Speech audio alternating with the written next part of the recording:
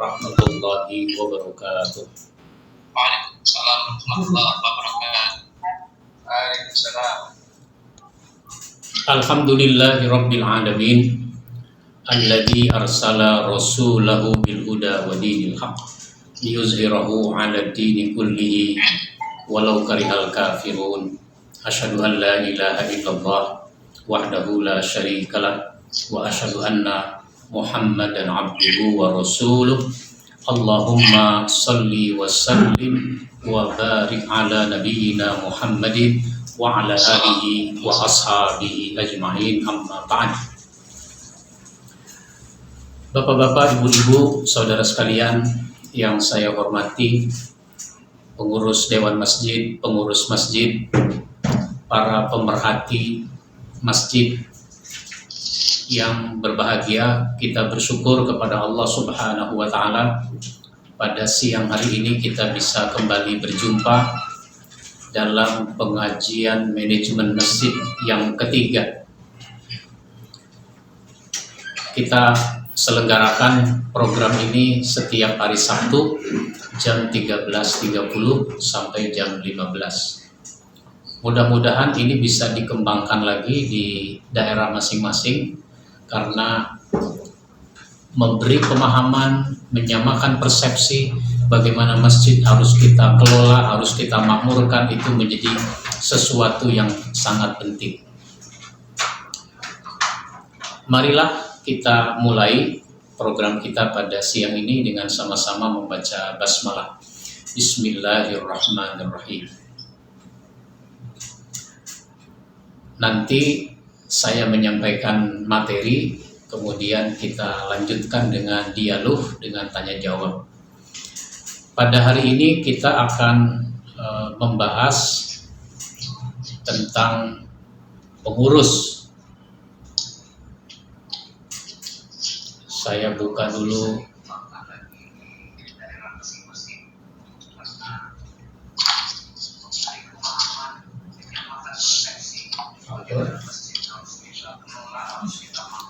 Kita akan bicarakan masalah pengurus,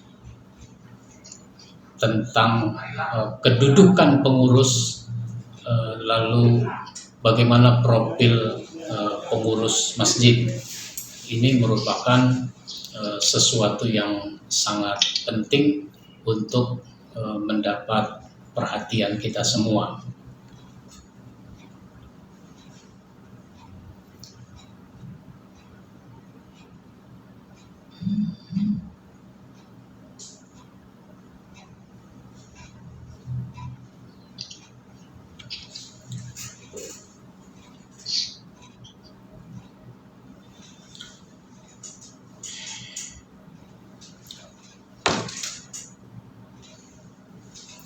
Saya membagi jamaah masjid itu menjadi tiga bagian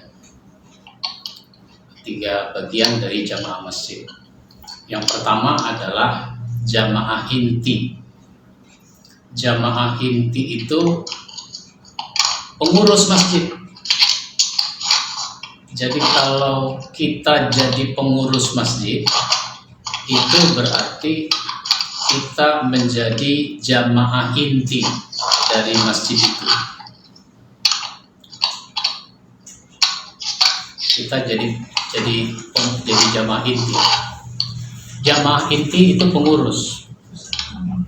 Ini adalah tenaga penggerak. Tenaga penggerak. Kalau saya punya gelas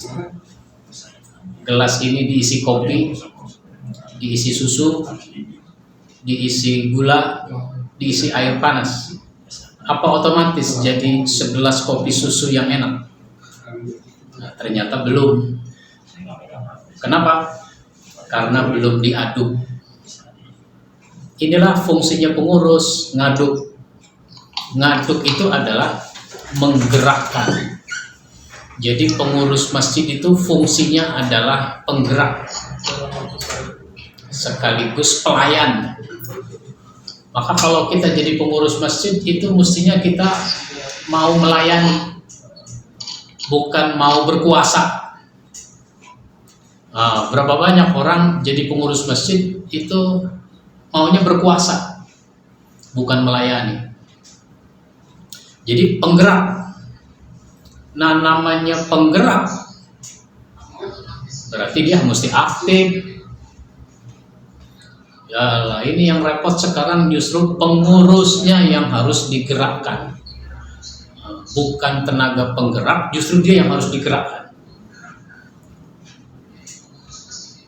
Orang bilang pengurusnya melempem, pengurusnya pasif, pengurusnya tidak aktif. Nah ini, ada kue, ada makanan, ada combro, ada misro, tahu? Terbuat dari singkong. Nah, diparut. Kalau dia diisi gula merah atau gula Jawa, maka dia disebut misro. Kalau diisi dengan oncom, maka dia jadi combro. Bahannya sama, singkong diparut, tapi ketika isinya beda, namanya jadi beda. Masjid ini bangunannya sama, tapi ketika pengurusnya aktif, penggerak, pelayan, masjid itu menjadi makmur. Tapi kalau pengurusnya pasif, ya sudah. Yang kedua, jamaah masjid itu adalah jamaah utama. Jamaah utama itu adalah warga muslim di sekitar masjid. Warga muslim di sekitar masjid. Nah, makanya masjid itu penting untuk membatasi teritorial wilayahnya. Misalnya, kalau masjid ini disebut masjid RW 1, wah itu berarti teritorial RW 1, warga muslim di RW 1, itulah namanya jamaah utama. Kalau masjid ini disebut masjid perumahan Permata Hijau misalnya, maka warga muslim di perumahan Permata Hijau itulah yang disebut jamaah utama. Nah, idealnya warga muslim di sekitar masjid yang disebut jamaah utama ini itu terdata. Idealnya terdata. Cuma masalahnya banyak masjid nggak punya data tentang jamaahnya. Jadi terdata, terdaftar, kemudian mereka menjadi tulang punggung pemakmuran masjid. Tulang punggung pemakmuran masjid. Merekalah yang kita harapkan memakmurkan masjid itu. Nah, ada lagi yang ketiga, jamaah umum. Jamaah umum itu siapa saja boleh memakmurkan masjid ini.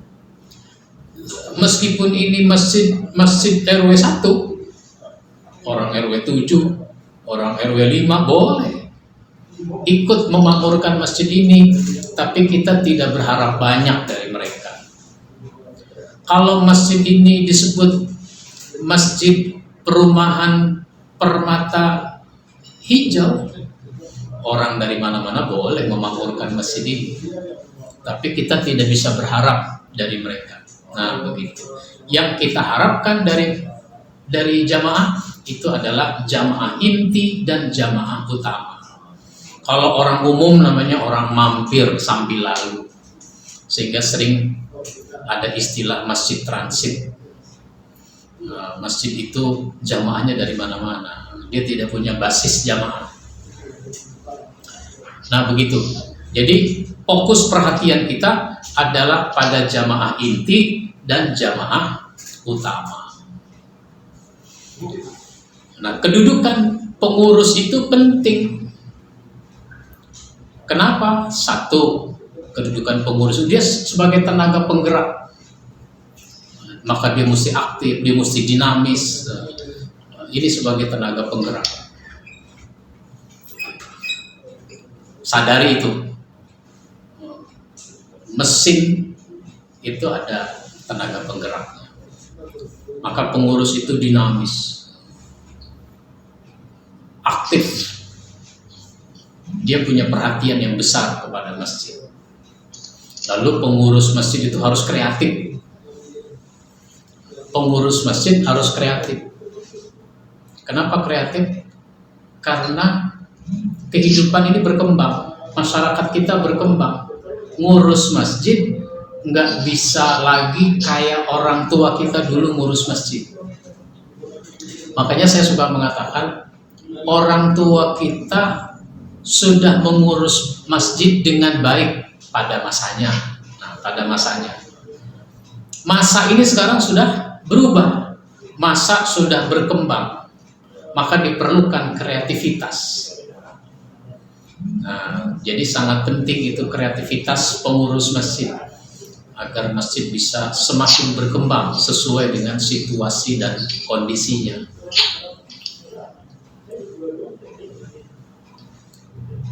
Contoh ya, kalau bulan Ramadan ada ceramah, misalnya ada taraweh, sholat isya, taraweh, habis sholat taraweh, ceramah 5 menit, 10 menit, 15 menit ceramah dulu, kemudian baru witir. Nah, mengadakan ceramah ini namanya hasil dari kreativitas. Boleh, itu hasil kreativitas. Kalau peribadatan nggak boleh, nggak ada kreativitas dalam peribadatan. Tapi kalau ini bukan peribadatan, ceramah tarawih bukan peribadatan, itu dakwah, memanfaatkan momentum. Nah, itu namanya kreativitas. Yang keempat, pengurus masjid itu tidak putus asa. Jangan putus asa. Bisa jadi ada pengurus masjid yang putus asa. Akhirnya dia pasrah, diem saja. Kita ngajak sudah, diumumkan sudah, dikasih tahu sudah. Memang jamaah di sini pada malas, sudahlah masa bodo amat. Itu namanya putus asa. Nggak ada terobosan-terobosan baru akhirnya. Nah, kalau misalnya pengurus masjid mengadakan kegiatan pengajian, jamaahnya dikit, ya jangan putus asa. Sehingga meskipun jamaahnya sedikit, ternyata ceramah di pengajian itu direkam lewat video, terus disiarkan langsung lewat media sosial, kemudian diposting di YouTube, linknya dibagikan kepada jamaahnya. Ternyata meskipun jamaahnya yang hadir sedikit, yang menyaksikannya jadi banyak, bahkan dari mana-mana. Jadi jangan putus asa, berusaha terus. Yang sangat penting lagi adalah penuh tanggung jawab. Jadi pengurus masjid itu harus penuh tanggung jawab, makanya harus bertanggung jawab. Berapa banyak orang jadi pengurus masjid tapi tidak bertanggung jawab? Tidak bertanggung jawab bagaimana? Ya namanya tercantum ada berapa orang? Dalam susunan pengurus masjid berapa orang? Ada 30. Wah, gitu, 30. Terus yang ngurusin masjid berapa orang? 5 orang. 5 orang. Orangnya 30, tapi yang ngurusin masjid cuma 5 orang. Saya tuh pernah ngisi ceramah pengajian, itu yang hadir tidak terlalu banyak, tidak begitu banyak. Pengurusnya menyampaikan sambutan. Di antara isi sambutannya adalah, Pak Ustadz, kami mohon maaf, Ustadz udah datang dari jauh, ternyata yang hadir sedikit. Ya memang beginilah keadaan kami di sini, jamaahnya pada malas. Gitu. Ya saya bilang, sebenarnya Pak, ini saya perhatikan yang hadir ada 30 orang. Bagi saya 30 orang ini udah banyak. Cuma ini masjidnya kegedean Pak. Jadi terasa sedikit. Masjid kapasitasnya 500, kapasitasnya 750, yang hadir 30, ya memang jadi terasa sedikit. Coba kalau kita gunakan ruangan yang lebih kecil, kapasitas 40, 50, kan 30 ini jadi banyak. Lalu saya tanya, Pak, pengurus masjidnya ada berapa orang? Ada 30. Wah, kalau 30-30-nya hadir, ditambah dengan jamaah yang bukan pengurus, itu sudah 60. Kalau punya istri nggak? Punya. Ajak istrinya ke pengajian, jadi berapa? Jadi 60. Yang punya istri 2, bawa dua-duanya, ajak dua-duanya, jadi berapa? Itu contoh. Jadi pengurus itu harus penuh tanggung jawab, bertanggung jawab. Jangan cuma tercantum namanya dalam kepengurusan masjid. Jadi bertanggung jawablah jadi pengurus. Nah, sekarang bagaimana bila pengurus itu tidak aktif? Bagaimana kalau pengurus masjid tidak aktif? Padahal ini amanah. La imana liman la amanata lahu. Tidak ada iman bagi orang yang tidak amanah. Bagaimana kalau pengurusnya tidak aktif? Pertama, bangkitkan kembali motivasi. Bangkitkan motivasinya. Karena orang yang tidak aktif itu kehilangan motivasi, kekurangan motivasi. Jadi bangkitkan motivasi. Motivasinya apa ya? Oh, berbahagialah jadi pengurus masjid. Berbahagialah jadi pengurus masjid. Kenapa bahagia? Ya karena kita mengemban tanggung jawab yang sangat mulia. Menjadi pengurus masjid itu sangat mulia. Berbahagialah. Nilai pahalanya besar. Terus kita dapat ladang untuk beramal. Dan mudah-mudahan ini menjadi rem, ya, menjadi rem bagi kita. Kan kalau status sebagai pengurus, kita jadi malu mau melakukan yang tidak baik. Itu namanya ngerem. Mudah-mudahan istri kita juga ngerem. Masa saya mau melakukan hal yang tidak baik? Suami saya kan pengurus masjid. Nggak jadi dia. Mudah-mudahan anak juga begitu. Masa saya mau berzina? Masa saya mau narkoba? Bapak saya kan pengurus masjid. Nah, gitu. Itu nanti memotivasi kita. Semangat kita untuk memakmurkan masjid, untuk mengurus masjid. Jadi pengurus ini bangkitkan terus motivasinya. Nah, yang kedua, di awal periode kepengurusan, lakukanlah pelatihan pengurus. Jadi pengurus itu harus di-training. Harus disamakan dulu persepsinya. Jangan cuma disusun pengurus, lalu udah bikin program, nggak begitu. Tapi samakan dulu persepsinya. Mau dibagaimanakan ini masjid, bagaimana cara kita mengatur masjid dan seterusnya. Jadi lakukan ini pelatihan, pembekalan. Namanya terserah lah, mau pelatihan, mau pembekalan, mau penataran, mau raker. Jadi ada juga yang bikin raker, tapi didahului dengan pelatihan.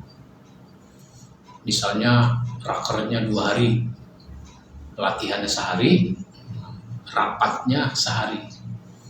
Nah, itu begitu. Pergi ke suatu tempat biar supaya lebih fokus. So kalau bikin acaranya di masjid sendiri, itu nanti permisi orang. Baru sebentar acara 2 jam, 3 jam permisi. Akhirnya pulang, nggak balik lagi. Jadi penting melakukan pelatihan pengurus itu. Yang ketiga, lakukan rapat rutin. Pengurus ini harus melakukan rapat rutin.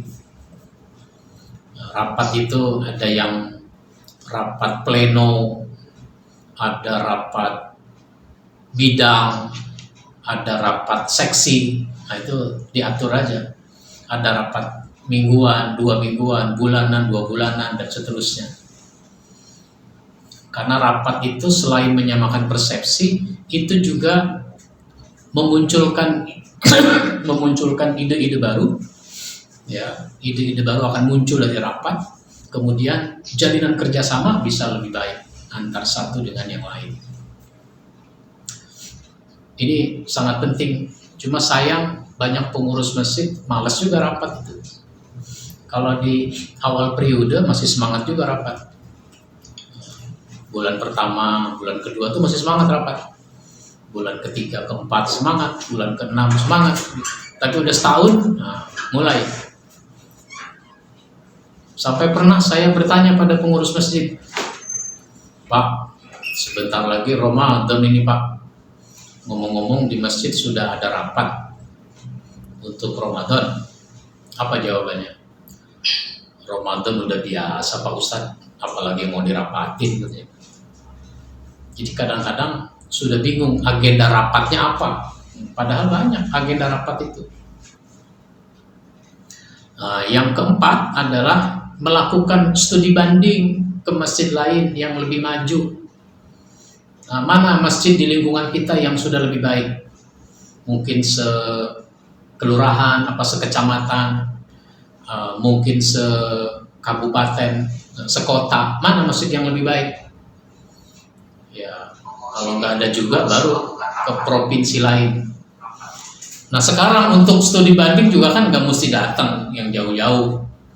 Memang ada masjid-masjid yang karena dianggap baik, dinilai baik, itu orang berkunjung ke masjid itu boleh. Ya misalnya ke Masjid Jogokarian. Ustadz Jazir pernah mengatakan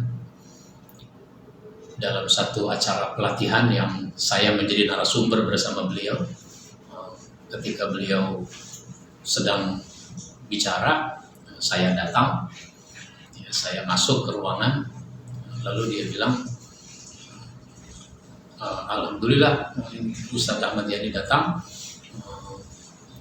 sudah menulis buku tentang masjid. Masjid Jogokarian itu inspirasinya dikembangkan dari buku yang ditulis oleh Ustadz Ahmad Yani. Jadi ilmunya ada di situ, prakteknya ada di Jogokarian. Ya, itu bisa studi banding ke masjid yang sudah bagus pengelolaannya. Ketika orang bertanya dalam acara pelatihan, Pak Ustadz, masjid mana yang perlu kami datangi untuk studi banding? Saya bilang begini aja Pak, masjid Bapak dibenahi, masjid Bapak dikelola dengan baik, sampai masjid Bapak jadi bagus, jadi baik. Nanti kalau ada orang bertanya seperti ini, saya akan tunjukkan masjid Bapak. Wow, itu sifatnya menantang saja sebenarnya. Jadi jangan jauh-jauh juga. Nah, yang kelima, pembinaan keimanan dan keislaman.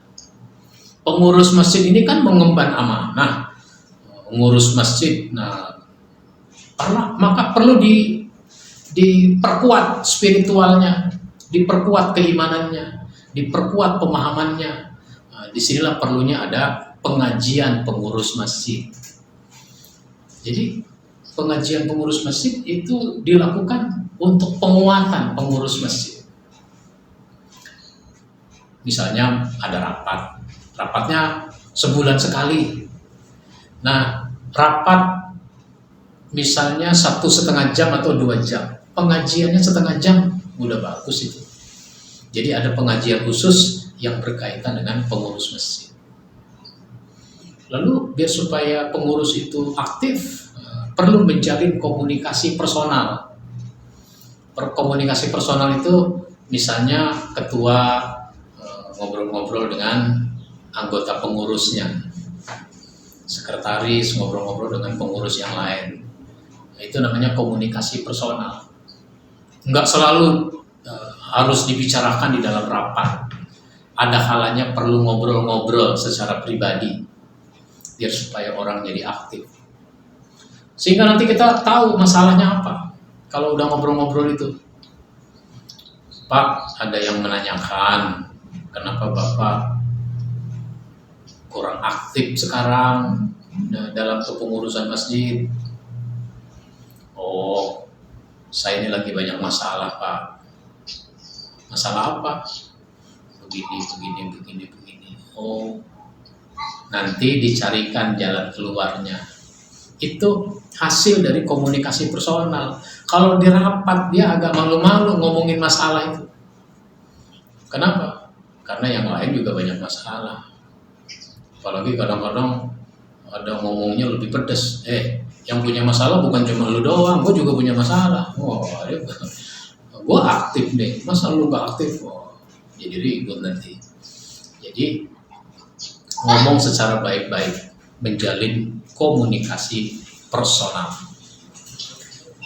Nah, selanjutnya bagaimana profil pengurus itu? Pengurus ini harus menjadi sosok yang ideal, meskipun susah menjadi orang ideal, tapi kita berusaha. Maka pengurus masjid itu harus memenuhi 3 aspek, 3 kriteria. Pertama, pengurus itu harus punya kepribadian yang soleh. Karenanya pengurus masjid itu harus jadi contoh bagi jamaahnya, punya kepribadian yang soleh. Misalnya masjid itu kan tempatnya sholat berjamaah. Kalau pengurusnya soleh, pengurusnya punya kepribadian yang soleh, maka pengurus itu melaksanakan sholat berjamaah di masjid. Jadi contoh namanya. Jangan malah pengurusnya nggak pernah ke masjid. Ini banyak terjadi. Banyak orang mengeluh, menyampaikan kepada saya, bagaimana Pak Ustadz ini pengurus kok nggak sholat di masjid? Jadi punya kepribadian yang soleh. Maka tingkatkan terus kesolehan, perbaiki kualitas diri kita. Yang kedua, pengurus masjid itu idealnya memiliki wawasan yang luas. Wawasan yang luas yaitu wawasan tentang masjid. Oh, ternyata masjid itu bukan cuma tempat untuk sholat, tapi banyak hal yang bisa kita lakukan melalui masjid. Banyak hal yang bisa dikembangkan melalui masjid. Punya kepribadian yang soleh, punya wawasan yang luas soal kemasjidan. Masjid itu kan punya fungsi peribadatan. Kalau begitu urusan peribadatan harus dimanage dengan baik. Harus punya khotib sebagai sumber daya manusia. Sumber daya manusianya harus dilengkapi, dipersiapkan dalam jumlah yang cukup. Ada khotib, ada cadangan khotib, dan seterusnya. Ternyata masjid itu jamaahnya bukan cuma orang dewasa, tapi ada anak-anak. Wawasan kemasjidan. Jamaah anak-anak juga harus dilayani, jamaah remaja dilayani, dan seterusnya. Sampai orang dewasa, sampai orang tua. Nah, terus wawasan keislaman. Pengurus masjid harus paham masalah-masalah keislaman. Sehingga nanti kalau misalnya ada perbedaan-perbedaan pendapat, dia tidak bingung menghadapi perbedaan pendapat, tapi dia sikapi dengan bijak. Gitu. Disikapi dengan bijaksana. Sehingga tidak keluar kata-kata yang tidak bagus. Misalnya begini, masjid kita biasanya kalau tarawih di bulan Ramadan itu 23 dengan witir. Terus ada jamaah yang sukanya 11, sehingga dia waktu 8 rakaat pulang. 8 rakaat pulang. Itu diperhatikan oleh pengurus masjid. Diperhatikan oleh pengurus masjid. Maka dipanggil tuh si pemuda yang 8 rakaat pulang. Kamu ini kenapa? Kalau tarawih kok udah 8 pulang. Saya ini memang 8 rakaat kalau tarawih. Witirnya saya kerjakan di rumah, Pak. Di sini 23. Kalau mau 8 mendingan gak usah sholat di sini. Itu namanya nggak punya wawasan keislaman. Oh iya, nggak apa-apa. Daripada nanti taruh witirnya di rumah, mendingan witirnya di sini. Nanti kita fasilitasi. Nah, kita fasilitasi. Maksudnya bagaimana, Pak? Kan saya perhatikan ada tuh beberapa orang yang pulang. Ada 10, ada 15, 8 pulang, 8 pulang. Mendingan witir di sini saja. Jadi habis 8, taraweh dulu, ceramah dulu sebentar. Habis ceramah, sholat witir buat yang 11, yang 23 mikir dulu, kemudian nanti dilanjutkan oleh 23. Akur nggak begitu? Cocok nggak? Gitu. Ini wawasan keislaman. Di masjid kita ini biasanya 11. Kalau mau 23, jangan di sini. Bikin lagi sana masjid. Jangan begitu. Jadi itu namanya nggak punya wawasan keislaman. Wawasan kemasyarakatan. Jamaah kita ini kan beragam, ya. Jamaah kita beragam. Ada anak kecil, ada anak remaja, ada pemuda, ada orang dewasa, ada orang tua. Ini masyarakat namanya. Ada orang Betawi, ada orang Sunda, ada orang Jawa, ada orang Makassar, dan seterusnya. Jadi macam-macam. Makanya pengurus itu harus punya wawasan kemasyarakatan, sehingga nanti dia menampung banyak orang. Nah, menampung banyak orang. Itu dulu waktu Futuh Mekah. Futuh Mekah. Itu kan Bilal bin Rabah naik ke atas Ka'bah. Dari atas Ka'bah, Bilal itu mengumandangkan azan. Ada orang yang ngomong bisik-bisik. Ngomongnya apa? Kalau bahasa kita nih, si hitam belulu yang azan, nggak ada orang lain apa? Kata yang satu lagi, iya. Lagi pula dia kan bukan orang sini, bukan orang Mekah. Bilal itu kan asal dari Afrika, warna kulitnya hitam, bekas budak. Kalau bekas budak, status sosial dianggap rendah. Wah, nggak boleh begitu. Maka Allah turunkan ayat. Saya nulis buku Asbabun Nuzul tematik. Turun ayat, ya ayuhan nas inna khalaqnakum min zakari wa unsa wa ja'alnakum syu'uban wa qabaila lita'arafu inna akramakum indallahi atqakum. Wahai manusia, kami ciptakan kamu terdiri dari laki-laki dan perempuan, bersuku-suku, berbangsa-bangsa, agar kamu saling kenal mengenal. Kalau kamu sudah saling kenal mengenal, maka kamu akan berkesimpulan yang paling mulia di sisi Allah itu adalah yang paling takwa. Itulah Bilal, meskipun bukan orang sini, bekas budak, status sosialnya rendah, tapi dia takwanya di atas rata-rata. Dia paling mulia di hadapan Allah. Sampai pengurus masjid itu juga harus punya wawasan kekinian.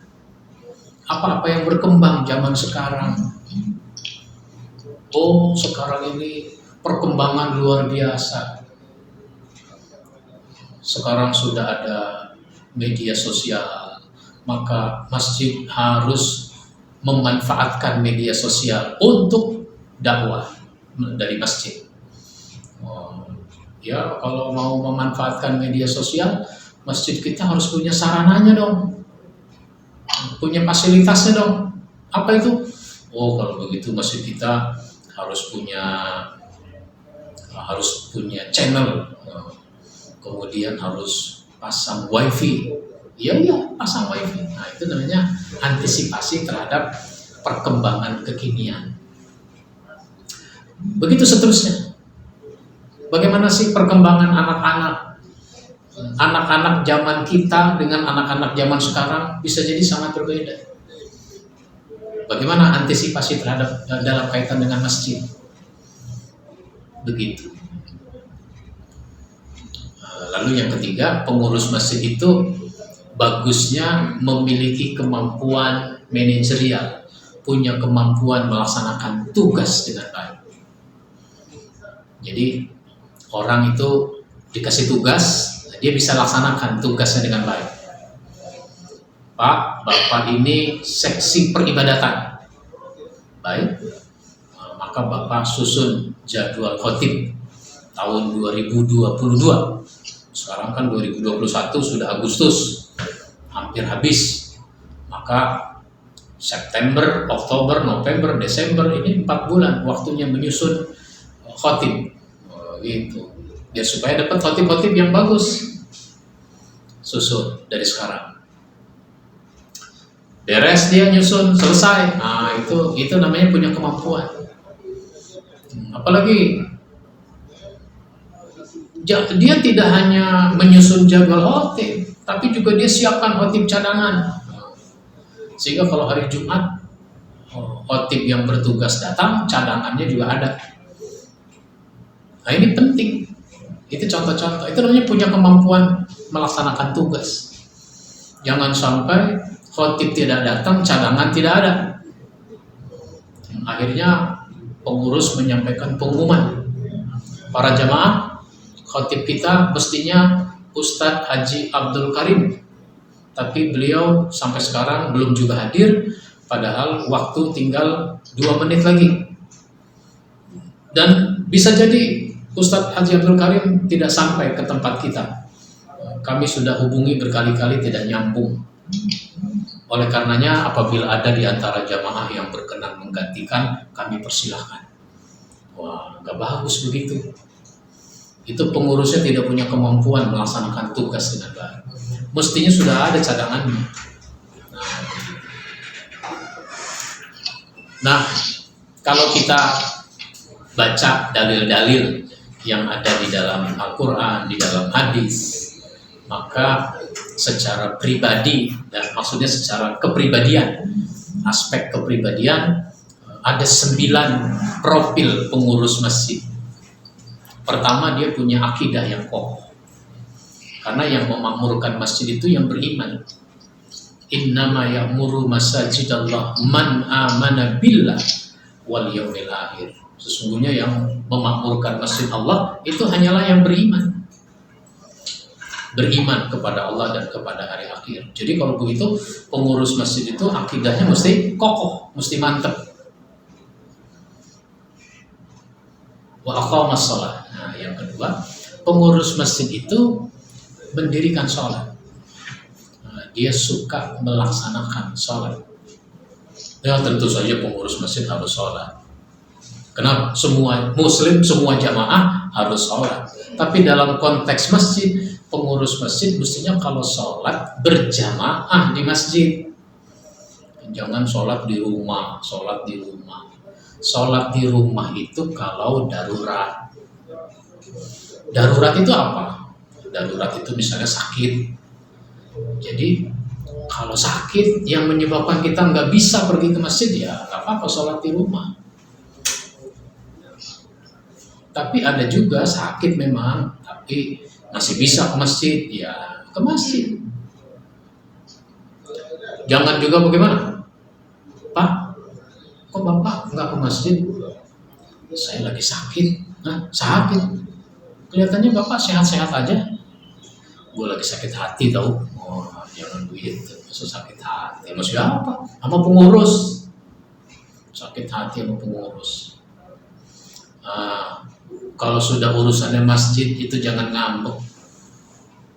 Jangan marah. Ya sudah, ke masjid, dirikan sholat. Apalagi tunaikan zakat. Wa ataz zakat. Pengurus masjid itu harus menunaikan zakat. Pengurus masjid harus tunaikan zakat. Maksudnya apa? Berkorban dengan hartanya. Nah, pengurus masjid itu berkorban dengan hartanya. Kenapa? Masjid pasti membutuhkan dana. Masjid harus bersih, membutuhkan dana. Beli alat-alat kebersihan, beli obat-obat yang bisa membersihkan. Apalagi, masjid itu ada yang membersihkan, ada petugas kebersihan. Petugas kebersihan harus dikasih honor.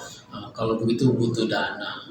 Masjid ada listrik, harus dibayar listriknya, berarti butuh dana. Masjid ada kegiatan membutuhkan dana, keluarkan dana. Nah, maka kalau begitu, orang yang memakmurkan masjid termasuk pengurus itu mau berkorban dengan hartanya. Lalu takut kepada Allah yang keempat. Pengurus masjid itu takut kepada Allah. Walam yakhsha illallah. Tidak takut kecuali kepada Allah. Takut kepada Allah adalah takut kepada murka, siksa, dan azab. Maka takut kepada Allah itu jangan dibayangkan seperti orang takut kepada binatang buas, yang kalau ada binatang buas dia menjauh, bukan begitu. Yang harus dijauhi adalah murka Allah, azab Allah, siksa Allah. Allahnya harus didekati. Makanya ada namanya taqarrub ilallah, mendekatkan diri kepada Allah. Yang kelima, pengurus masjid itu kalau pergi ke masjid gunakan pakaian yang baik. Semua jamaah yang datang ke masjid gunakan pakaian yang baik. Nah, pakaian yang baik itu adalah pakaian yang menutup aurat. Itu satu dulu. Itu yang paling pokok.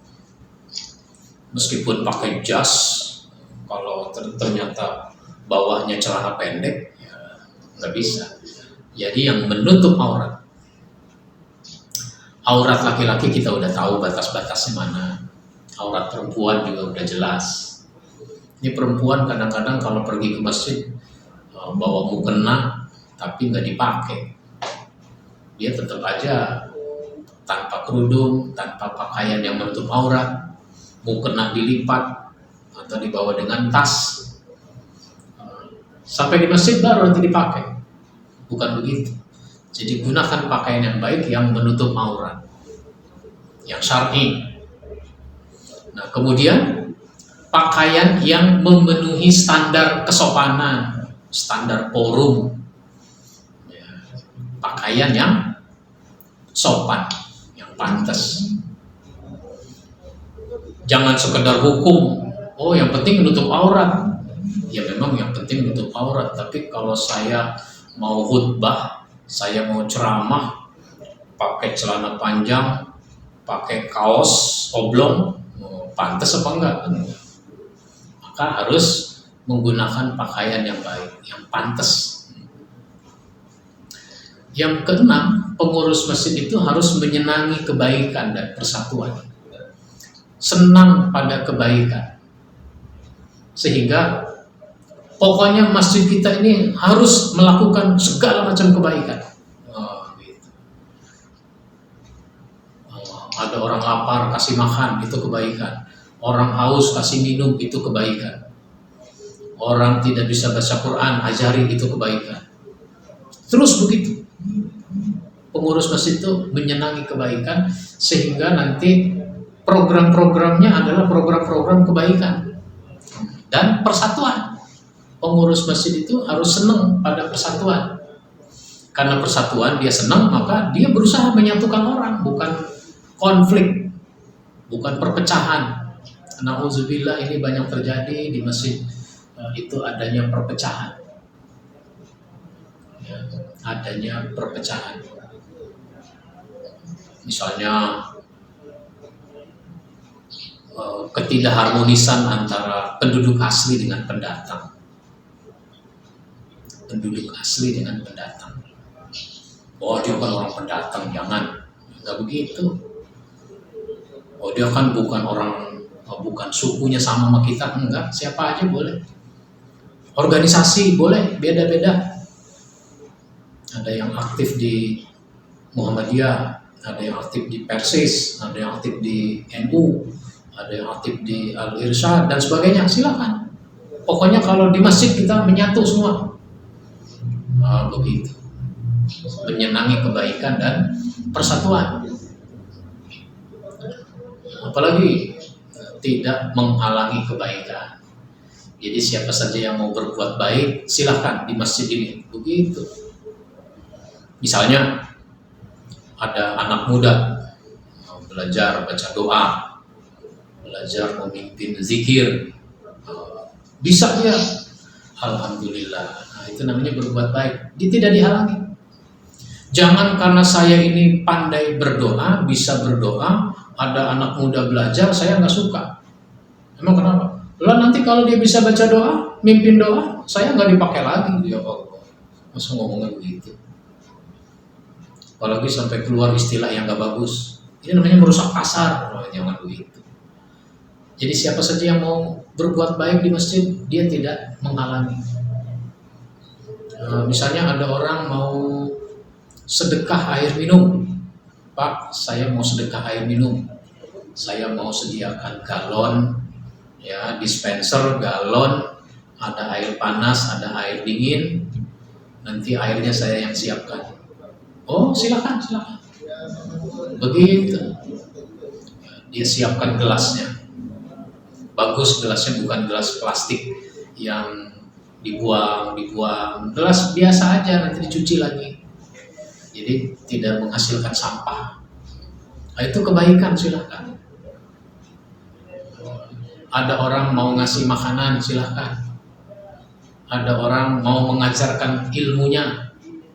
Oh, saya ini bisa baca Quran dengan baik, udah belajar tajwid, udah tahsin segala macam. Saya pengen ngajarin. Siapa yang belum bisa, nah, itu mau melakukan kebaikan, enggak dihalang-halangi. Pengurus malah memfasilitasi. Jangan, kalau bikin kegiatan harus ngomong-ngomong sama pengurus, kalau enggak boleh, harus izin. Oh, enggak. Siapa aja mau melakukan kebaikan silakan. Yang kedelapan, cinta kepada masjid. Cinta kepada masjid. Pengurus masjid itu harus cinta kepada masjid. Kalau udah cinta pada masjid, dia rindu kepada masjid. Karena rindu pada masjid, dia mau datang ke masjid. Kalau udah datang enak. Kalau udah datang ke masjid itu dia merasa enak. Karena bagi orang cinta dengan masjid, di masjid itu kalau seorang mukmin itu seperti ikan di dalam air. Bagaimana ikan dalam air? Oh, senang luar biasa. Tapi kalau orang munafik di masjid, dia nggak cinta, nggak suka. Itu seperti burung dalam sangkar. Meskipun sangkarnya terbuat dari emas. Meskipun masjidnya bagus, masjidnya mewah, tetap aja dia nggak suka ke masjid. Nah, maka cintai masjid. Kalau udah cinta nanti mau berkorban. Korban dengan waktu, korban dengan tenaga, korban dengan pikiran, korban dengan ilmu, korban dengan harta. Bahkan kalau perlu korban dengan nyawa sekalipun. Nah, begitu. Cinta kepada masjid. Nah, yang sangat penting juga adalah memiliki semangat keilmuan. Pengurus masjid itu harus punya semangat keilmuan. Kenapa? Masjid itu punya fungsi tarbiyah, fungsi pendidikan, fungsi keilmuan. Keilmuan dan pembinaan karakter. Nah, maka pengurus masjid senang punya semangat keilmuan. Sehingga yang dia program adalah program-program keilmuan. Selain majelis taklim yang selama ini sudah ada, dia bikin lagi majelis taklim yang sifatnya kelas-kelas. Kelas-kelas. Saya ingin belajar tata cara sholat. Oh ya, kelasnya sendiri. Saya ingin belajar ilmu waris, kelasnya tersendiri. Itu semangat keilmuan. Dia ingin semua jamaahnya paham, bukan awam. Ini kan banyak jamaah yang awam. Lalu selain majelis taklim, dia bikin lagi apa? Perpustakaan. Masjid itu punya perpustakaan. Sehingga dianggarkan beli buku tiap bulan. Ruangannya ada, raknya, lemarinya ada, bukunya ada, tiap bulan ada buku baru. Ini namanya semangat keilmuan. Sehingga dia tidak ingin ada jamaahnya yang awam. Nah, begitu. Inilah profil pengurus masjid. Sehingga kalau kita jadi pengurus masjid, semua kita ini harus memenuhi standar itu. Baik, ini yang kita bahas. Separuh waktu, masih ada separuh waktu sengaja disisakan biar kita bisa menggunakannya untuk dialog, untuk tanya jawab. Saya persilahkan kalau ada yang mau menanggapi, yang mau bertanya. Waalaikumsalam warahmatullahi wabarakatuh.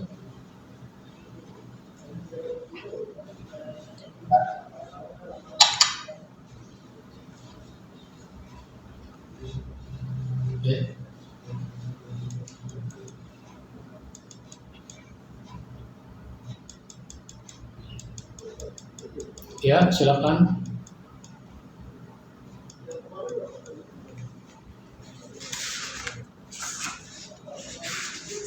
Silakan. Yang mau bertanya siapa? Ya, Pak Nisin. Ya, silakan.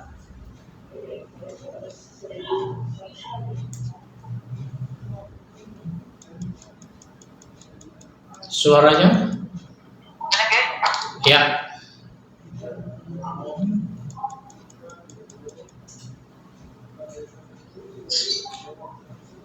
Ya, Assalamualaikum warahmatullahi wabarakatuh. Waalaikumsalam warahmatullahi wabarakatuh. Dengan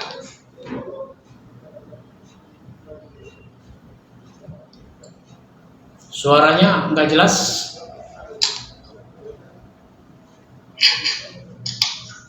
ya, Assalamualaikum.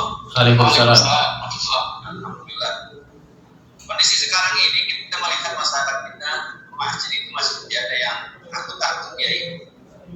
Karena memang kondisinya COVID ya, mungkin barangkali kondisinya seperti itu. Tetapi kita sebagai pengurus masjid itu memberikan pemahaman kepada jamaah. Bagaimanapun juga dengan prokes yang ketat, jangan sampai kita melalaikan kewajiban kita sebagai pengurus untuk tetap melakukan masjid dengan kondisi COVID seperti ini. Ingin saya tanyakan yang pertama, memang di masjid saya ini khususnya itu masjid itu saya jadikan untuk tempat untuk memberikan donasi untuk para isoman, yaitu jamaah yang mampu, jamaah yang tidak mampu yang saat ini sedang kena COVID yang isoman di rumah, itu kita tampung dana masjid untuk membantu mereka. Nah, kadang-kadang kita juga melihat masyarakat kita ini yang sekarang ini masyarakat awam yang nggak paham dengan manajemen kita. Apa sih masjid mengumpulkan dana untuk COVID gitu kan? Jadi ini saya ingin minta pencerahannya, bagaimana nanti solusinya masyarakat yang bertanya seperti itu. Memang kadang-kadang ada pemikiran masyarakat itu, masyarakat yang maaf jadul kayak jadi dalam arti tidak bisa memahami bagaimana fungsinya masjid. Masjid kan itu fungsi di Rasulullah itu banyak banget macam. Iya. Kesehatan, ekonomi dan lain sebagainya. Tolong memberikan pemahaman itu. Iya. Memberikan penjelasan dari ini. Terima kasih. Assalamualaikum warahmatullahi wabarakatuh. Waalaikumsalam warahmatullahi wabarakatuh. Saya jawab langsung. Yang pertama, penyamaan persepsi di kalangan pengurus itu sesuatu yang sangat mendasar. Jadi pengurusnya dulu sama persepsi. Kalau sudah sama persepsi, nanti kalau ada pertanyaan-pertanyaan dari jamaah, itu sudah seia sekata kalau pengurus itu. Jangan dipertanyakan oleh jamaah, anggota pengurus malah bilang apa? Nggak tahu tuh, mau-maunya ketua, gue juga sebenarnya nggak setuju begitu. Nah, itu kan repot kalau jawabannya begitu. Kenapa? Belum paham. Jadi samakan dulu persepsi pengurus. Nah, yang kedua, jamaah harus diberi pemahaman. Untuk memberi pemahaman kepada jamaah, gunakan forum-forum yang jamaah itu lagi banyak. Jamaahnya banyak. Misalnya apa? Khutbah Jumat. Khutbah Jumat itu kan jamaahnya banyak. Tidak ada forum dakwah yang jamaahnya sebanyak jamaah Jumat. Cuma ibadah Jumat, cuma khutbah Jumat yang jamaahnya banyak, berlangsung secara rutin, tanpa diundang, tanpa publikasi, nggak mesti mubalik kondang. Kalau maulid jamaahnya banyak, itu kan kadang mesti mubalik kondang, kadang harus publikasi, bahkan harus menyediakan konsumsi. Kalau sholat Jumat enggak. Jadi khutbah Jumat ini penting untuk memberi penjelasan. Tinggal bagaimana khotib-khotib juga harus memahami persoalan ini. Nah, bagusnya masjid itu sudah punya dana, pos-pos dananya. Jadi kalau ada orang sakit kita bantu, udah otomatis gitu, bukan nyari-nyari lagi. Jadi ada dana untuk kebersihan, ada dana buat kegiatan, ada dana buat bayar listrik, dan seterusnya, ada dana buat membantu jamaah yang sakit dan lain-lain. Nah, berbagai macam cara bisa dilakukan untuk itu. Baik, saya kira begitu Pak Nisin. Ya, terima kasih. Ya, Terima kasih, Gek. ya. Silakan. Siapa? Waalaikumsalam. Ya. Ustaz, mau bertanya Ustaz. Ya, Ibu Meiske. Ya, Ustaz, ini ada yang bertanya, dia mempunyai dana sekian M, dan seandainya dia ingin membuat sebuah masjid, apakah dibolehkan bunga deposito itu kan dari bank itu Mbak? Yang saya mau tanyakan, itu boleh atau tidak Ustaz? Dana dari mana? Dananya dari mana? Dananya dia mempunyai uang di deposito dalamnya itu. Ya. Nah, itu bagaimana, riba atau tidak, apa boleh atau tidak itu? Ya. Assalamualaikum warahmatullahi wabarakatuh. Baik. Kalau urusan dananya riba apa tidak itu pengajian yang lain lagi. Sekarang ketika ada dana itu mau dibangun masjid, maka bangunlah masjid kalau memang dibutuhkan. Bangunlah masjid kalau dibutuhkan. Jangan bikin masjid kalau tidak dibutuhkan. Lebih baik masjid yang sudah ada itu ditingkatkan kualitasnya. Oh, masjid ini belum ada perpustakaannya, bikin perpustakaan dari dana itu. Oh, masjid ini WC-nya kurang bagus, kamar mandinya kurang bagus, perbaiki dari dana itu. Jangan udah ada masjid bikin lagi masjid. Kecuali di daerah-daerah yang memang tidak ada masjid dan dibutuhkan bangun. Dana yang halal. Tapi ketika ada orang ngasih dana, susah kita untuk menjawab ini halal apa tidak. Kalau uang itu kan tidak dosa, uangnya tidak dosa, uangnya tidak salah. Uangnya tidak salah.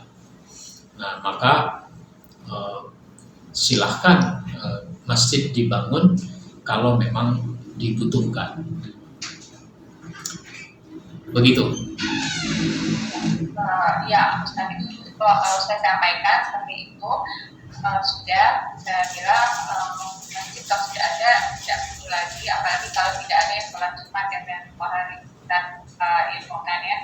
Nah, yang beliau mengatakan, ya memang sebaiknya yang sudah ada itu kalau tidak ada ruangan-ruangan yang belum itu aja, misalnya seperti kamar mandi kita banyak atau apa, cara seperti itu kan. Iya. Tapi pada intinya sih nggak apa-apa kalau dari uang itu untuk membangun ya. Iya. Ada juga masjid yang perlu dibangun di daerah-daerah bencana, misalnya di Lombok yang pernah gempa bumi, di Palu dan sebagainya. Daerah-daerah bekas gempa bumi itu kan masjidnya roboh, sehingga waktu itu sementara pakai tenda. Sekarang mungkin masih banyak yang darurat, ada yang sudah dibangun lagi. Dia tergantung pendanaannya. Jadi boleh cari tempat-tempat seperti itu untuk membangun masjid. Baik. Baik, ya. Silakan, ada lagi? Ya, silakan Pak Dadang. Wah, alhamdulillah. Jelas suara saya. Ya. Pertama dan utama tentu terima kasih ya kepada penyelenggara yang sudah yang ada waktulah saya ikut gitu. Beberapa kali, 3 kali ini Ya. Saya sudah mendengarkan uraian yang panjang, lebar, mendalam, dan jernih gitu. Nah, dari uraian itu saya mencoba yang dari yang jernih itu, saya mencoba mencari ikannya gitu. Cari ikan, kalau di laut itu cari mutiaranya gitu. Saya mencoba memahami pengertian bahwa profil terus pengurus itu harus ada manajerial itu memang seharusnya begitu. Jadi masjid itu ya bahasa manajemennya atau bahasa itu harus punya visi, lihat ke depan.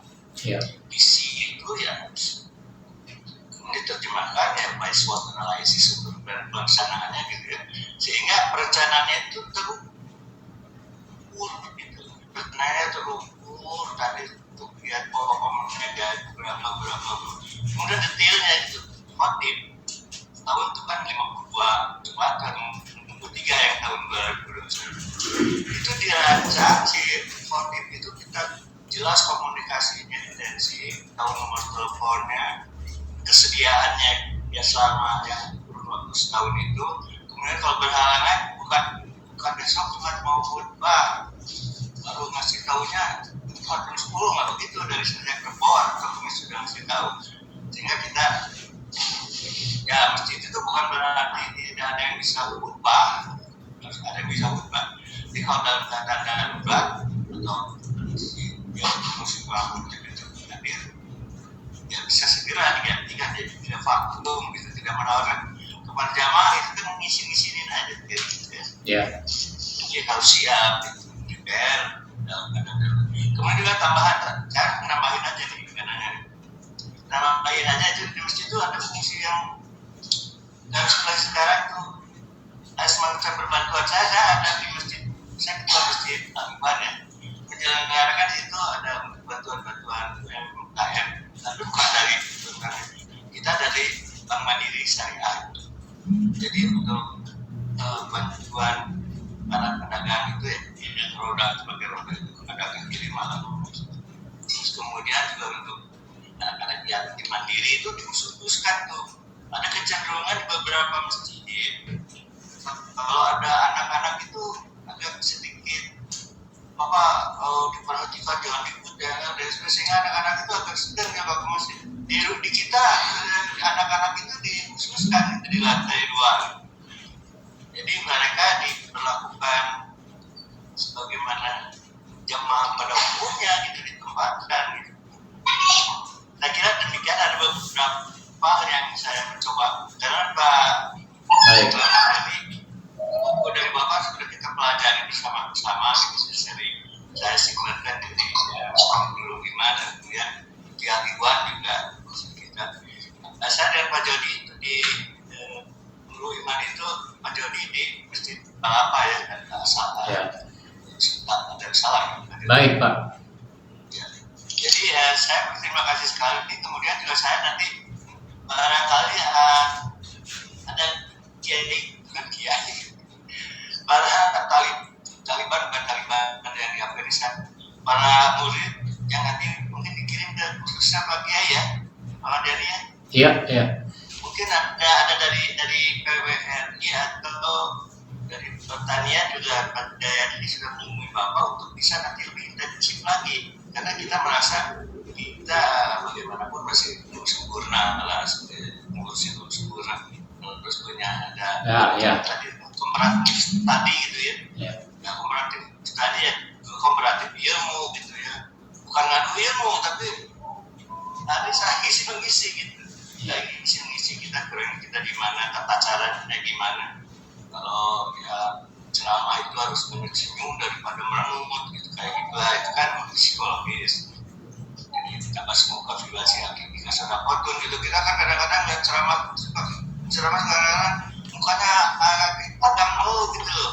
Jadi kalau diharapkan ada semacam bukan pendidikan tapi semacam motivasi dari kata Pak Kiai tadi, kita mau memotivasi diri kita bahwa kalau ada di dalam masjid itu mesti happy gitu, itu tidak ada dalam masjid itu sampai baik Pak, dipersingkat mana berada di lingkungan keluarga sendiri gitu. Ya. Ini tambahan Pak Kiai Ya. kan saya semangat kalau menghadapi Pak Ahmad Yani ini. Harusnya ketemu kita Pak. Ya, insya Allah. Alhamdulillah, mudah-mudahan Allah Subhanahu Wa Taala memberikan kesempatan kepada saya masih terus akan mengikuti acara. Amin. Assalamualaikum. Silakan. Itu sifatnya tambahan buat kita. Ada yang lain yang mau bertanya? Saya Ustaz. Ya, Assalamualaikum. Pak Triyono. Ya. Assalamualaikum warahmatullahi wabarakatuh. Waalaikumsalam warahmatullahi wabarakatuh.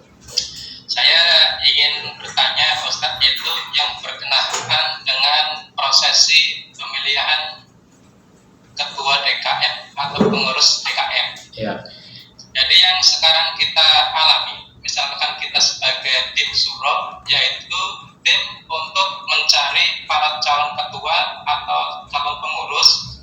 Jadi kita mengalami kesulitan profil-profil calon pengurus yang kita bahas pada hari ini Pak Ustadz. Ya. Misalkan yang pertama yaitu kita harus menguasai tentang tentang manajerial tentang masjid, dan ini sangat langka sekali kita dapatkan di masyarakat. Ya. Jadi bila mana kita sebagai tim suro, jadi langkah apa yang harus kita tempuh? Terima kasih. Jazakallah khairan. Assalamualaikum warahmatullahi wabarakatuh. Waalaikumsalam. Yang pertama, dibuat dulu kriterianya. Kriteria ketua yang harus dipenuhi itu apa? Misalnya, orangnya jelas beriman, orangnya rajin ke masjid, dan seterusnya, ya, nggak awam-awam amat. Kalau bicara ideal mah, ideal ya masih jauh, ya seadanya. Dibuatlah kriteria yang sesuai dengan kondisi masyarakat kita. Misalnya, Ini pendekatan ya Pak Ustadz ya? iya, nilainya kan sudah ada kriteria nilai. Kalau orangnya rajin ke masjid, iya, orangnya baik, secara umum dipandang masyarakat sebagai orang baik. Jangan orang belum insaf mau dicalonkan jadi ketua masjid, gitu. Jadi kriteria nilai. Yang kedua baru kriteria teknis, kriteria lokal, muatan lokal. Ya misalnya dia berdomisili di sini, di lingkungan masjid. Sebab mungkin saja ada orang rajin ke masjid tapi dia di sini ngontrak. Ngontrak tuh per tahun. Kalau setahun ke depan dia kontrakannya nggak diperpanjang lagi, bagaimana? Nah, jadi misalnya dia berdomisili di sini. Terus apalagi? Ya kalau dia orang pindah jauh tapi dia tetap komitmen ya nggak apa-apa juga. Apalagi misalnya kriteria usia, boleh usia minimal berapa, disepakati. Nah, sesudah ditentukan kriteria-kriteria itu, baru namanya penjaringan. Penjaringan. Siapa mengusulkan siapa?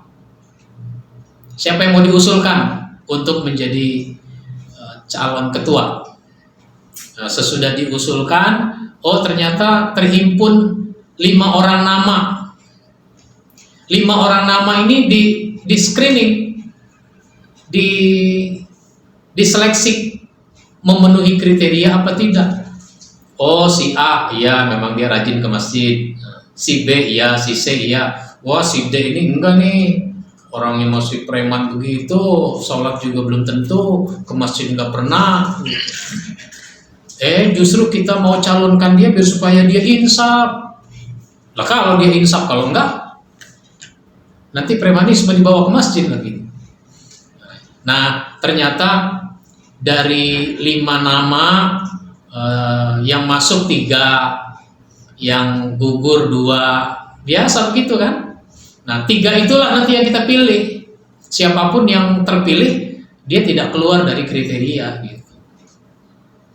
Nah sesudah pemilihan dia terpilih jadi ketua, tinggal nyusun kepengurusan, siapa yang jadi sekretaris, siapa yang jadi bendahara dan seterusnya. Nah itu tugas siapa? Boleh saja tugas ketua yang terpilih, bersama tim perumus. Karena bisa jadi ketua terpilih dia tidak tahu banyak keahlian orang, kemampuan orang, sehingga dia perlu dibantu oleh tim. Kalau di pemerintahan presiden yang nyusun menteri, tapi kan presiden nggak sendirian, banyak masukan-masukan juga kan gitu. Bukan cuma masukan, titipan. Baik, begitu Pak teknisnya. Ya. Ada lagi?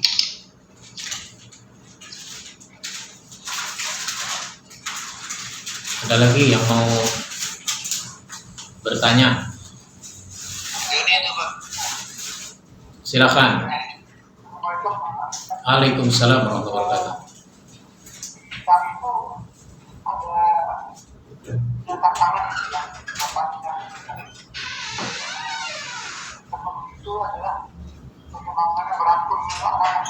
Agak kurang jelas Pak.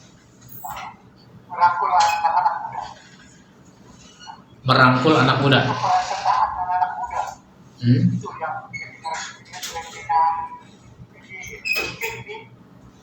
Spesifik dari perkotaan ya. Memang anak-anak muda sekarang ini kan banyak bicara di luar dan basisnya kualitas, mungkin bisa memberikan pencerahan. Ya. Mau saya yang bagaimana, karena saya berpikir bahwa sebenarnya itu salah satu sasaran nanti kaderisasi itu proses. Ya. Kaderisasi itu nanti dari itu. Baik. Bisa menjadi aktivitas anak muda yang punya kemampuan, tanggung jawab, kuasa. Nah, itu sebetulnya akan kita jadikan kader, tapi itu yang jadi tantangan tersendiri yang ada di kami. Mungkin itu mohon pencerahan. Ya.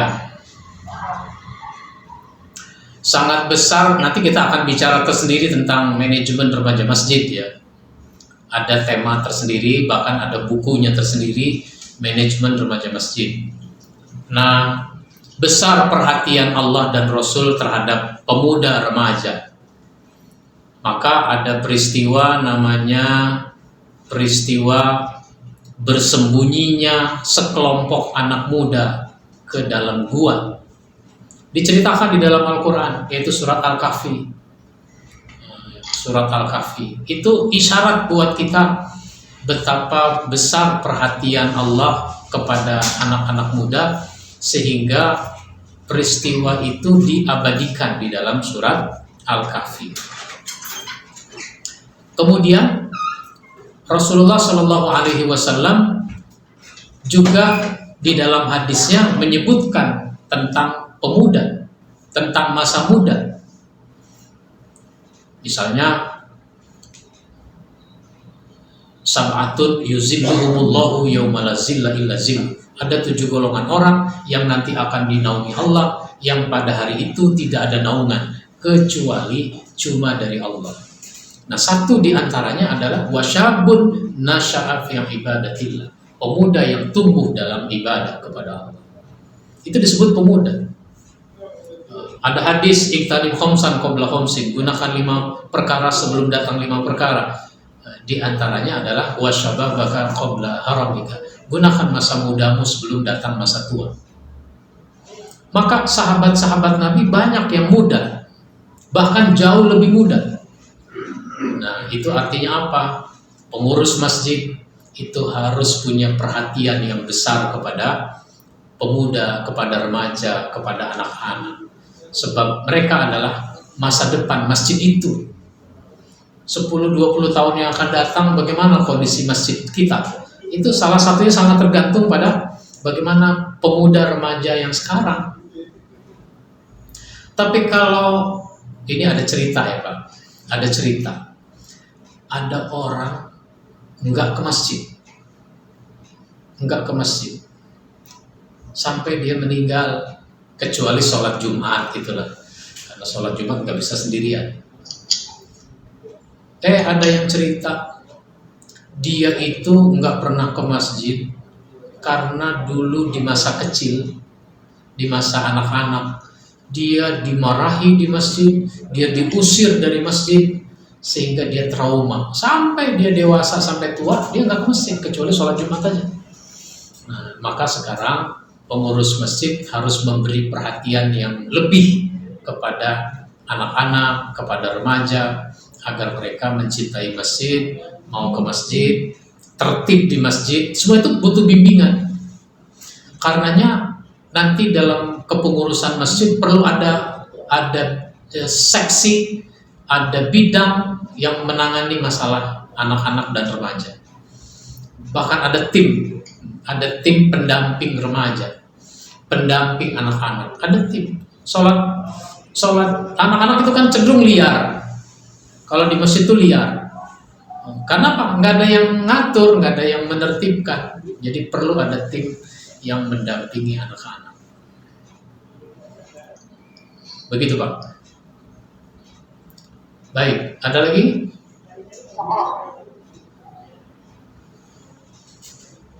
Pak Jody mau menambahkan lagi? Tidak ada satu lagi Pak, itu kan ada sensitif Pak.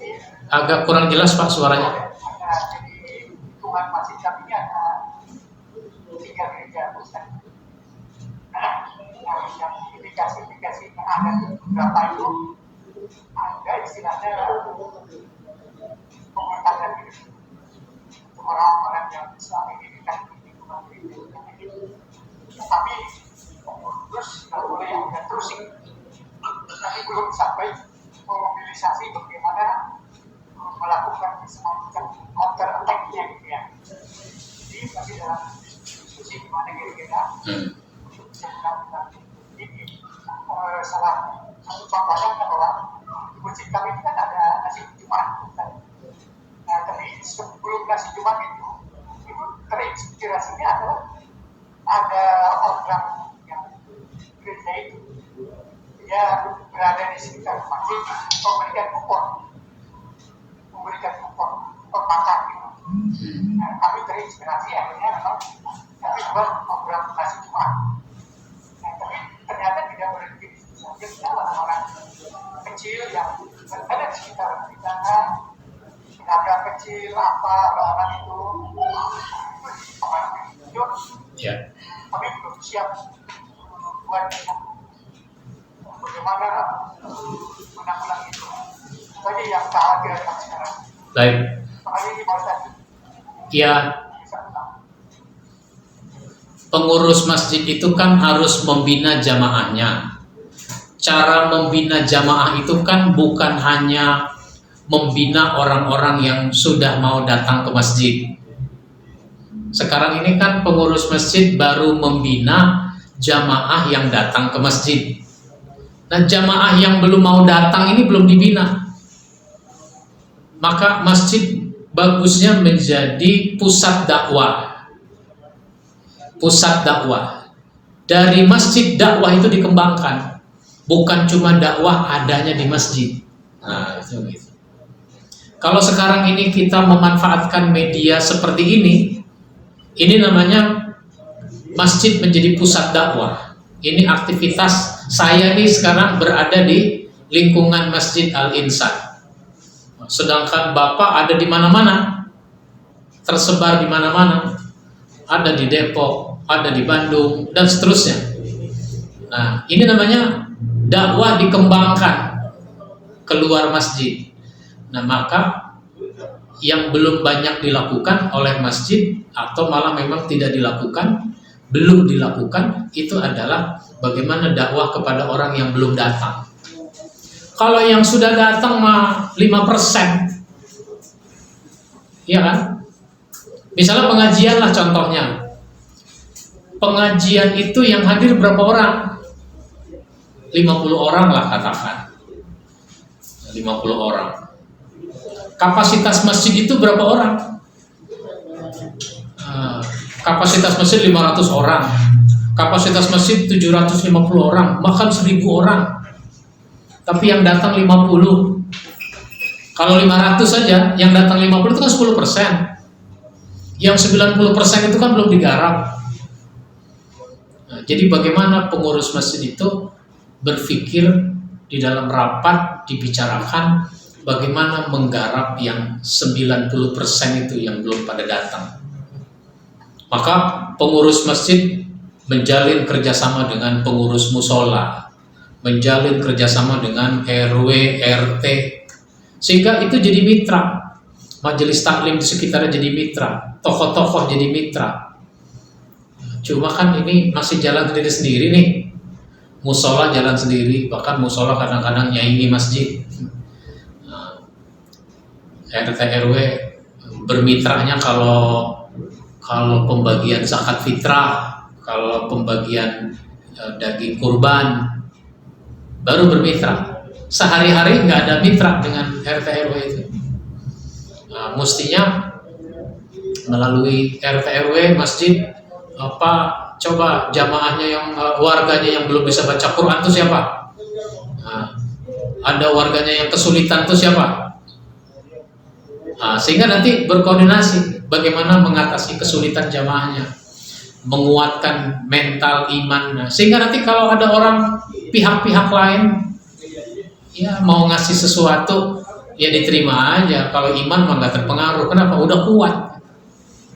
Bahkan upaya-upaya dakwah yang dilakukan oleh agama lain itu dihadapi sehingga jadi dialog karena kita sudah membentengi. Mirip-mirip ibarat ada virus COVID, maka orang dikasih vaksin biar supaya apa? Biar supaya kuat menghadapi virus itu. Nah sekarang vaksin keimanan, vaksin keislaman itu harus ditanamkan ke dalam jiwa jamaah kita, ke dalam pikiran jamaah kita, sehingga adanya upaya-upaya pemurtadan itu tidak mempan, kira-kira begitu. Nah ini memang kerja keras dan itu sebuah tantangan. Bagaimana masjid bisa bekerja ke arah itu? Bukan sekedar jadwal imam, jadwal khotib, bukan sekedar itu. Tapi sesudah itu apa? Ini yang harus kita upayakan. Baik. Satu lagi ada?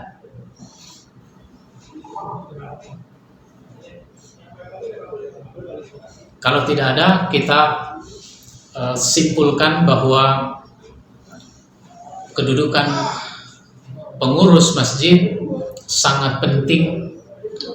Apa-apa ada pengurusnya, apa-apa ada sumber daya manusianya, maka pengurus masjid harus kita persiapkan dengan sebaik-baiknya dari aspek nilai, dari aspek kepribadian. Maka nanti pada pengajian kita yang berikutnya kita akan membahas bagaimana cara memilih pengurus, bagaimana strukturnya, nanti bagaimana uraian pekerjaannya. Itu nanti bagian-bagian masalah kepengurusan yang akan kita bahas dalam pengajian manajemen masjid selanjutnya, sehingga tidak timbul kerancuan dalam mengurus masjid. Maka orang-orang yang sudah menjadi pengurus masjid, sadarilah bahwa kita ini punya posisi penting, punya kedudukan yang sangat penting. Pada diri kita ada tanggung jawab yang besar, bagaimana masjid itu menjadi makmur. Baik, mudah-mudahan bermanfaat apa yang kita bahas pada hari ini. Insya Allah kita akan sambung pada Sabtu yang akan datang. Kita mulai tepat pukul 13.30 insya Allah. Ya. Sebenarnya bisa dikirim nggak ke Go? Ada. Iya, nanti dikirim. Ya, terima kasih guys. Baik ya. Baik, kita akhiri sama-sama. Kalau ada usul saran bisa disampaikan di grup pengajian manajemen masjid. Yang mau mengajak kawannya, jamaahnya silahkan. Mau bikin acara nonton bareng di masjid masing-masing juga boleh, silahkan, bagus. Ya, kita akhiri. Posting di Facebook apa ya Ustaz? Gimana? Aku posting di Facebookku materi yang hari ini. Buku. Enggak, aku posting di Facebookku materi yang hari ini. Agak kurang jelas. Aku posting di Oh, boleh. Facebookku materi hari ini. Boleh. Syukuran.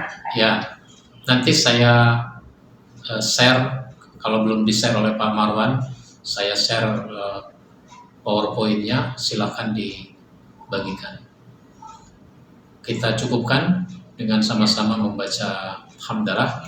Alhamdulillahirabbil alamin. Subhanallah. Ya, khairan. Assalamualaikum warahmatullahi wabarakatuh.